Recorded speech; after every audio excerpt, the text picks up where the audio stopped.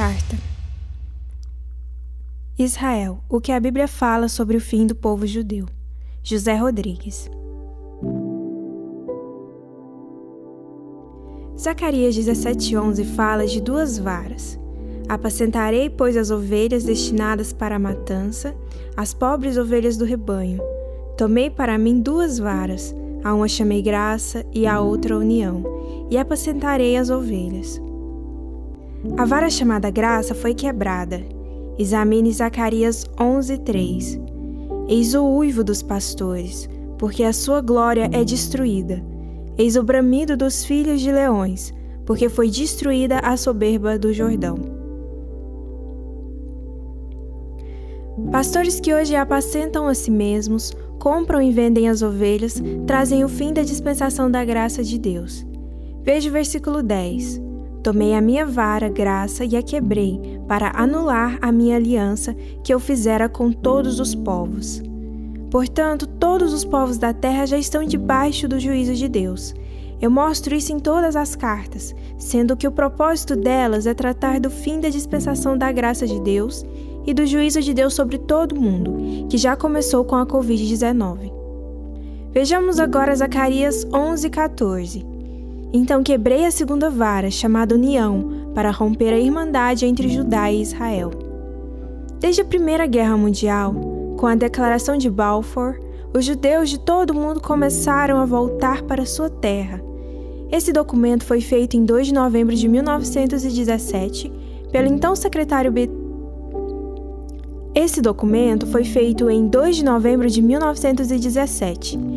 secretário britânico dos Assuntos Estrangeiros, Arthur James Balfour, dirigido ao Barão Rothschild, líder da comunidade judaica do Reino Unido, para ser transmitida à Federação Sionista da Grã-Bretanha. A carta se refere a intenções do governo britânico de facilitar o estabelecimento do lar nacional judeu na Palestina, caso a Inglaterra conseguisse derrotar o Império Otomano, que, até então, dominava aquela região. A carta foi escrita nos seguintes termos. Caro Lord Rothschild, tenho o grande prazer de endereçar a Vossa Senhoria, em nome do governo de Sua Majestade, a seguinte declaração de simpatia quanto às aspirações sionistas, declaração submetida ao gabinete e por ele aprovada. O governo de Sua Majestade encara favoravelmente o estabelecimento na Palestina de um lar nacional para o povo judeu e empregará todos os seus esforços no sentido de facilitar a realização desse objetivo, entendendo-se claramente que nada será feito que possa atentar contra os direitos civis e religiosos das coletividades não judaicas existentes na Palestina, nem contra os direitos e estatuto político que gozam os judeus em qualquer outro país. Desde já, declaro-me extremamente grato a Vossa Senhoria pela gentileza de encaminhar esta declaração ao conhecimento da Federação Sionista. Arthur James Balfour. Na Primeira Guerra Mundial, num certo momento, os países aliados contra a Alemanha estavam perdendo terreno porque as bombas dos alemães eram mais poderosas do que as bombas dos aliados. Então, o Senhor levantou um químico judeu chamado Hein Hessman, que criou a bomba TNT através de acetona, e, com isso, houve uma completa reviravolta na guerra, fazendo com que os aliados fossem vencedores. Nessa guerra, os ingleses retomaram a terra de Israel, que estivera nas mãos dos turcos por 4 séculos. O governo inglês decidiu promulgar um tratado no qual a terra de Israel seria devolvida para os judeus. Porém, com o passar do tempo, o Tratado de Balfour, que era na época o ministro das Relações Exteriores da Inglaterra, tornou-se apenas um tratado de gaveta, e a Inglaterra não cumpriu seu compromisso com o povo de Israel. Na Segunda Guerra Mundial, Hitler tentou eliminar todos os judeus. Na verdade, ele matou cerca de 6 milhões deles. Por que Hitler fez isso? Porque ele esperava estabelecer o milênio. Hitler não acreditava que iria morrer. Nessa guerra, Hitler colocou o seu principal estrategista, o general Erwin Rommel, para comandar seu exército no norte da África com o propósito de tomar Jerusalém. Os tanques de Erwin Rommel eram mais velozes do que os tanques dos aliados e ele avançava firmemente na tomada de Jerusalém. Deus proveu de novo um socorro para os aliados. O mesmo Hein Hellsman criou a borracha sintética, e com isso os aliados deixaram de usar nos tanques aquelas sapatas que atolavam no deserto, passando a usar pneus feitos com as borrachas sintéticas. Assim os aliados venceram no norte da África. Só que a dívida dos aliados com os judeus cresceu demais, e foi isso que levou os países aliados a votar no dia 29 de novembro de 1947 uma moção que fazia a partilha da Palestina, e assim Israel pôde finalmente ter sua pátria. Viveram sem pátria por cerca de 2.500 anos, depois do cativeiro babilônico por volta do ano 600 a.C. Nessa época, milhares de judeus já começaram a voltar para Israel espontaneamente, comprando as terras dos proprietários ingleses. Todas as tribos foram retornando. E no dia 15 de maio de 1948, David Ben-Gurion leu a primeira Constituição de Israel sobre o cativeiro babilônico. E no dia 15 de maio de 1948, David Ben-Gurion leu a primeira Constituição de Israel desde o cativeiro babilônico. Chama a atenção para o fato de que hoje Israel tem aproximadamente 6 milhões de judeus de todas as tribos. Neste tempo do fim, Daniel 9:26 fala de um príncipe que há de vir e destruirá a cidade e o santuário. Esse príncipe é o Anticristo. No verso 27 de Daniel 9 diz: Ele fará firme aliança com muitos, por uma semana. Na metade da semana fará cessar o sacrifício e a oferta de manjares, sobre a asa das abominações virá o assolador, até que a destruição que está determinada se derrame sobre ele. No verso 27 de Daniel 9 diz: Ele fará firme aliança com muitos por uma semana. Na metade da semana fará cessar o sacrifício e a oferta de manjares. Sobre a asa das abominações virá o assolador, até que a destruição que está determinada se derrame sobre eles. Nos dias atuais, o primeiro-ministro de Israel tem feito alianças com alguns países árabes, o que já denota uma próxima aliança que Israel fará com o próprio Anticristo. Esse comportamento do governo de Israel começa a dividir a nação.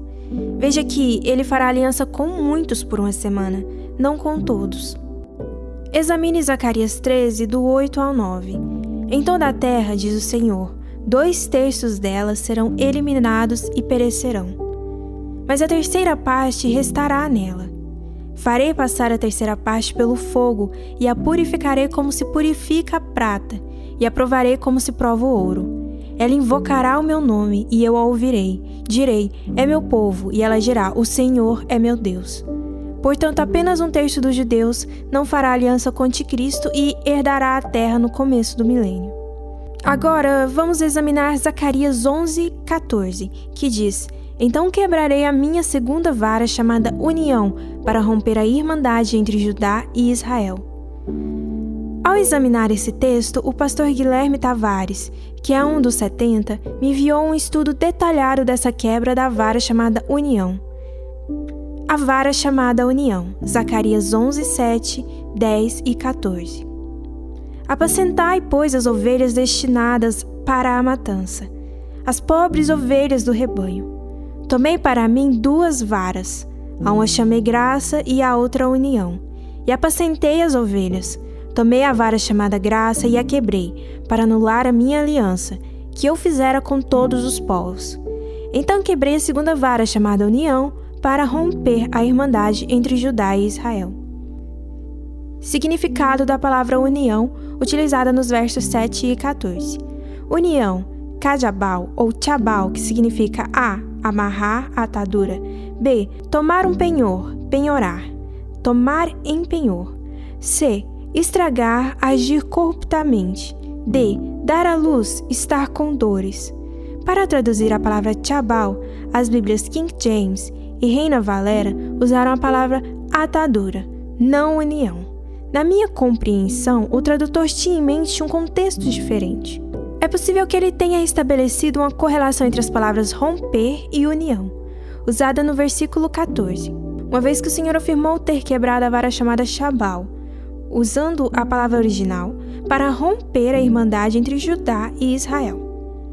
Fazendo uma interpretação dessas, é plausível compreender que o tradutor cometeu um erro contextual, pensando que, se algo rompeu, é porque estava unido. A atadura. Como já sabemos, a palavra usada para traduzir Shabal nas versões KJV de 1661 e RV de 1559 é a atadura, que, de certa forma, serve para unir, mas tem o teor de temporalidade, interinidade, ou seja, algo provisório. A atadura é um curativo temporário que serve até que a região ferida seja curada. Podemos imaginar também a figura do gesso sobre um membro fraturado, onde, por um tempo, ele servirá para manter aquele membro imobilizado, até que haja cura, reconstrução da estrutura original. B. Penhor. Outra tradução da palavra é penhor, algo dado em garantia provisória. O penhor financeiro dura até o tempo do pagamento do principal da dívida, como, por exemplo, na compra de um carro em que ele fica alienado à dívida, junto ao banco até sua quitação. Conforme a Bíblia, o prazo da penhora termina com um jubileu ou pagamento total da dívida.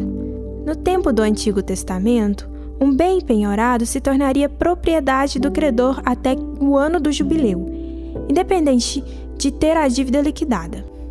Isso nos revela que há uma temporalidade ou vencimento para todas as dívidas. C. Corrupção. Da mesma forma, conforme James Strong, outra possível substituição seria a palavra corrupção. Algo para se corromper levou algum tempo para estragar, se corromper.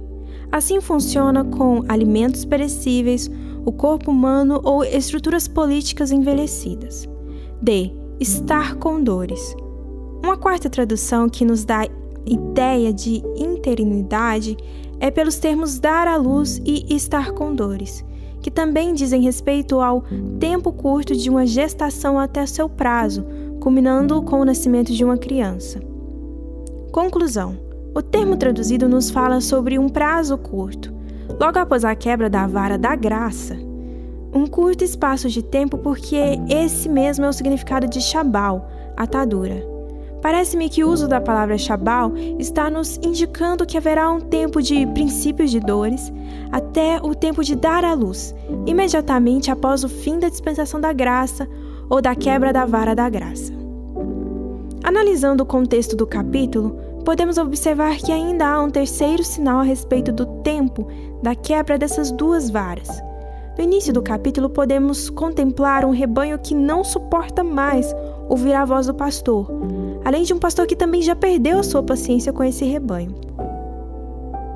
Veja, apacentai, pois, as ovelhas destinadas para a matança, as pobres ovelhas do rebanho. Então perdi a paciência com as ovelhas, e também elas estavam cansadas de mim. Zacarias 11, 7 e 8. Esse tempo se parece muito com o momento em que vivemos, onde um grande número de crentes não suporta mais ouvir as Escrituras, abandonando-as por qualquer alimento que se pareça com a Bíblia. Estamos falando de uma igreja perdida que não consegue ouvir a palavra de Deus. Num tempo em que o uso da palavra graça perdeu o sentido e tudo é feito em nome dela, inclusive os piores pecados e permissividades, parece que a graça realmente foi corrompida, ou perdeu o sentido real no coração dos crentes. Teria a dispensação da graça terminado?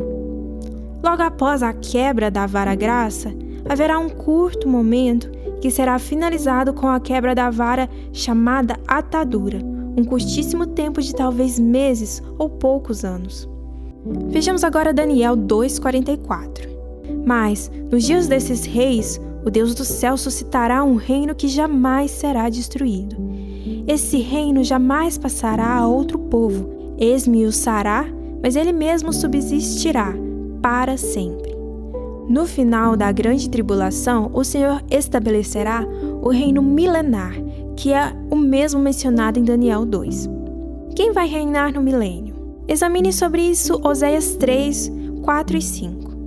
Porque os filhos de Israel ficarão por muitos dias sem rei, sem príncipe, sem sacrifício, sem coluna, sem estola sacerdotal ou ídolos do lar. Depois tornarão os filhos de Israel e buscarão ao Senhor seu Deus e a Davi seu rei, e nos últimos dias, tremendo, se aproximarão do Senhor e da sua bondade. Isaías 2, de 1 a 4. Palavra que em visão veio a Isaías, filho de Amós, a respeito de Judá e Jerusalém. Nos últimos dias acontecerá que o monte da casa do Senhor será estabelecido no cimo dos montes e se elevará sobre os outeiros, e para ele afluirão todos os povos. Irão muitas nações e dirão: Vinde e subamos ao monte do Senhor e à casa do Deus de Jacó, para que nos ensine os seus caminhos e andemos pelas suas veredas. Porque de Sião sairá a lei e a palavra do Senhor de Jerusalém. Ele julgará entre os povos e corrigirá muitas nações. Estas converterão as suas espadas em reilas de arados e suas lanças em podadeiras. Uma nação não levantará a espada contra outra nação, nem aprenderão mais a guerra. Isaías 11, do 1 ao 10. Do tronco de Jessé sairá um rebento, e de suas raízes um renovo. Repousará sobre ele o Espírito do Senhor, o Espírito de sabedoria e de entendimento, o Espírito de conselho e de fortaleza, o Espírito de conhecimento e de temor do Senhor. Deleitar-se-á no temor do Senhor. Não julgará segundo a vista dos seus olhos, nem repreenderá segundo o ouvir de seus ouvidos, mas julgará com justiça os pobres e decidirá com equidade a favor dos mansos da terra. Ferirá a terra com a vara de sua boca e com o sopro dos seus lábios matará o perverso. A justiça será o cinto de seus lombos e a fidelidade o cinto de seus rins. O lobo habitará com o cordeiro e o leopardo se deitará junto ao cabrito. O bezerro, o leão novo e o animal cevado andarão juntos, e um pequenino os guiará. A vaca e a ursa pastarão juntas, e as suas crias juntas se deitarão. O leão comerá palha como o boi. A criança de peito brincará sobre a toca da áspide, e o já desmamado meterá a mão na cova do basilisco. Não se fará mal nem dano algum em todo o meu santo monte, porque a terra se encherá do conhecimento do Senhor, como as águas cobrem o mar. Naquele dia recorrerão as nações à raiz de Jessé, que está posta por estandarte dos povos. A glória lhe será morada. Talvez esse seja o texto mais lindo sobre o milênio. Perceba que Davi se tornará rei de toda a terra, e o Senhor vai morar em Jerusalém, estabelecendo ali a paz milenar. Veja Salmos 126, 2. Então a nossa boca se encheu de riso, e nossa língua de júbilo. Então, entre as nações se dizia: grandes coisas o Senhor tem feito por eles. Como o milênio permanecerá por toda a eternidade, e sendo Israel que vai governar no milênio, o povo judeu permanecerá para sempre. Examine ainda Ezequiel 37, 24 a 28.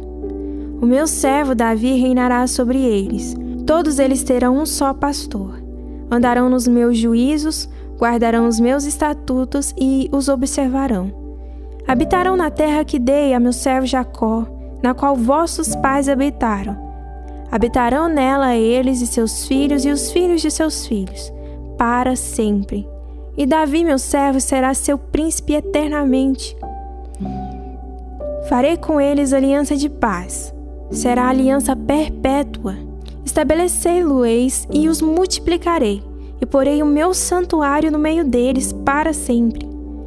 O meu tabernáculo estará com eles, e eu serei o seu Deus, e eles serão meu povo. As nações saberão que eu sou o Senhor que santifico a Israel, quando o meu santuário estiver para sempre no meio deles. Aqui se afirma que Davi será rei por toda a eternidade. Portanto, o futuro do povo judeu será notável e muito mais maravilhoso do que geralmente pensamos.